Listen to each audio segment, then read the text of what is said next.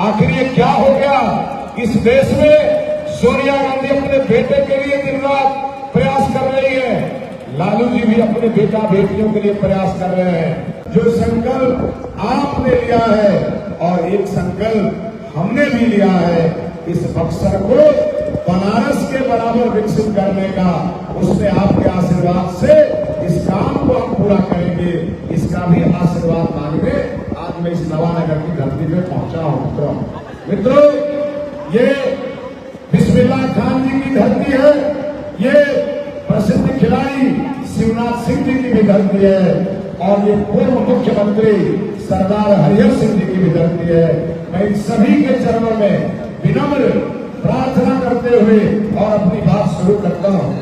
मित्रों, आज माननीय मुख्यमंत्री जी का आगमन नवानगर में इस चिलचिलाती धूप में हुआ है और माननीय मुख्यमंत्री जी के साथ बिहार के एक ऐसे नेता यहाँ पे उपस्थित हैं जिन्होंने अभी अभी मुझे आशीर्वाद दिया है। आदरणीय विजय चौधरी जी, मैं 5 साल का विधायक था, मैं कोई भी प्रस्ताव लेकर के आदरणीय विजय चौधरी जी के पास जाता था, मुझे दोबारा नहीं जाना पड़ता था। इसलिए आदरणीय विजय चौधरी जी के लिए भी जोरदार ताली बजा दीजिए मित्रों, जोरदार ताली बजा दीजिए। मित्रों, मैं केवल एक निवेदन के लिए खड़ा हूं। मैं पिछले 49 दिनों से इस बक्सर के गांव गांव में घूम रहा हूं। बक्सर में मैं जब घूमता हूं तो लोग मुझसे पूछते हैं, ये बताइए कि एक तरफ नीतीश जी 18 वर्षों से बिहार के मुख्यमंत्री हैं, उनके परिवार का कोई व्यक्ति राजनीति में दिखता नहीं है। देश के प्रधानमंत्री आदरणीय मोदी जी इस देश के भी प्रधानमंत्री 10 साल से हैं और पहले गुजरात के मुख्यमंत्री भी रहे हैं, उनके परिवार का भी कोई व्यक्ति दिखता नहीं है। आखिर ये क्या हो गया इस देश में? सोनिया गांधी अपने बेटे के लिए दिन रात प्रयास कर रही है, लालू जी भी अपने बेटा बेटियों के लिए प्रयास कर रहे हैं और यहाँ भी जगदा चचा है ना, वो भी अपने ही बेटे बेटी के लिए प्रयास कर रहे हैं। तो लोग इस बात को लेकर चिंतित है कि आगे हमारा जो लोकतंत्र है, जिसे कभी गांधी जी ने सजाया, जिसे कभी लोहिया जी ने आगे बढ़ाया, इस लोकतंत्र का क्या होगा। इसीलिए इस बार के बक्सर के चुनाव में एक तरफ परिवारवाद है, एक तरफ विकासवाद है, एक तरफ भ्रष्टाचारवाद है, एक तरफ ईमानदार सरकार है और एक तरफ देश और प्रदेश के प्रति कमिटमेंट है और दूसरी तरफ परिवार के प्रति कमिटमेंट है। दिल्ली में आप देखेंगे तो 2G मतलब सोनिया जी और राहुल जी है। आप बिहार में देखेंगे तो यहाँ पे 3G है, लालू जी और राबड़ी जी और तेजस्वी जी हैं। और जब आप इस रामगढ़ में देखेंगे, जब आप बक्सर में देखेंगे तो यहाँ जगदा बाबू और उनके 3 बेटे, ये 4G हैं। इससे मुक्ति दिलाने की आवश्यकता है मित्रों, इससे मुक्ति दिलाने की आवश्यकता है।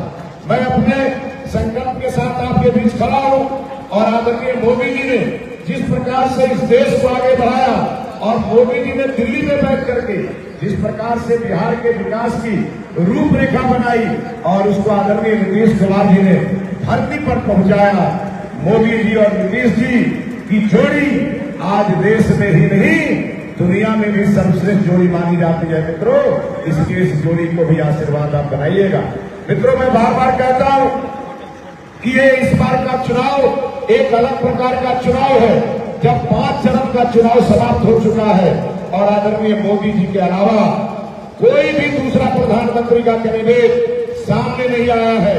मैं आपसे पूछना चाहता हूं कि आपके गांव में अगर कोई एक अखाड़ा खुलवाया हुआ हो, वहां एक पहलवान 5 दिन से खड़ा हो, दूसरा कोई पहलवान लड़ने के लिए नहीं आ रहा हो, तो इस नवानगर के मेरे मालिकों, आपका कर्तव्य है कि जो पहलवान खड़ा है उस पहलवान को आशीर्वाद देकर के विजयी घोषित कर दीजिए, क्योंकि यह चुनाव लोकसभा का चुनाव नहीं है, यह चुनाव प्रधानमंत्री चुनने का चुनाव है और प्रधानमंत्री के रूप में एनडीए के प्रत्याशी आदरणीय नरेंद्र मोदी है और जनता के भी प्रत्याशी आदरणीय नरेंद्र मोदी है और अभी तक कोई सामने नहीं आ रहा।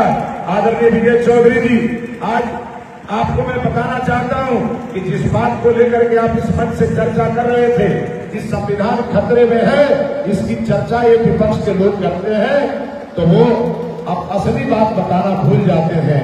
आप सभी को ध्यान में होगा, बाबा साहब भीमराव अम्बेडकर का संविधान ये कहता है, to the people, by the people, for the people. पर मतलब संविधान इस बात की इजाजत देता है कि जनता के लिए और जनता के द्वारा जो शासन चलता है वही बाबा साहब अम्बेडकर का संविधान है। देखिए लालू जी का परिवार, सोनिया जी का परिवार, जगदा बाबू का परिवार, इसका संविधान अलग है।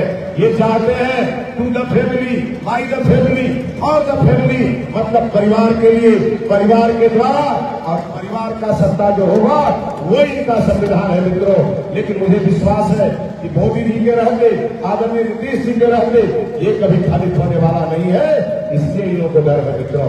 मैं आज बक्सर के इस नवानगर के मंच से ऐलान करने के लिए खड़ा हूँ। आदरणीय मोदी जी ने मुझे आशीर्वाद देकर के इस बक्सर की धरती पर भेजा है और कहा है कि अयोध्या में भव्य राम मंदिर बन गया है, अयोध्या सज गया है, अब बक्सर की बारी है।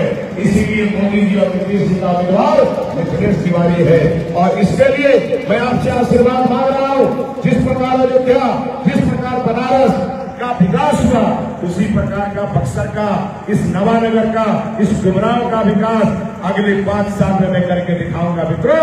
मुझे 50 साल की जरूरत नहीं है, 5 साल के लिए आशीर्वाद दीजिए। मैं आदरणीय नीतीश कुमार जी से आशीर्वाद लेकर के और आदरणीय मोदी जी से आशीर्वाद लेकर के इस बक्सर को नंबर 1 बक्सर बनाने के लिए अपने शरीर की आहुति दे दूंगा, लेकिन बक्सर को सजा करके और बक्सर को विकसित बना करके मैं मित्रों दूंगा आपको। और इसीलिए आज क्योंकि हम सभी माननीय मुख्यमंत्री जी को सुनना चाहते हैं, आप पहले पेपर पर जब आप ईवीएम पर बटन दबाने के लिए 1 जून को जाइएगा तो 2 क्रमांक 2 पर मेरा नाम है, कमल का निशान है, मोदी जी और नीतीश जी की पहचान है, चिराग पासवान जी का भी आशीर्वाद है, उपेंद्र कुशवाहा जी का भी आशीर्वाद है, जीतन राम मांझी जी का भी आशीर्वाद है, ओम प्रकाश राजभर जी का भी आशीर्वाद है और पशुपति पारस जी का भी आशीर्वाद है। और इसलिए जब 2 नंबर पर कमल का फूल का बटन आप दबाइएगा तो एक बटन से जहां नीतीश कुमार जी मजबूत होंगे वहीं मोदी जी तीसरी बार प्रधानमंत्री बनेंगे।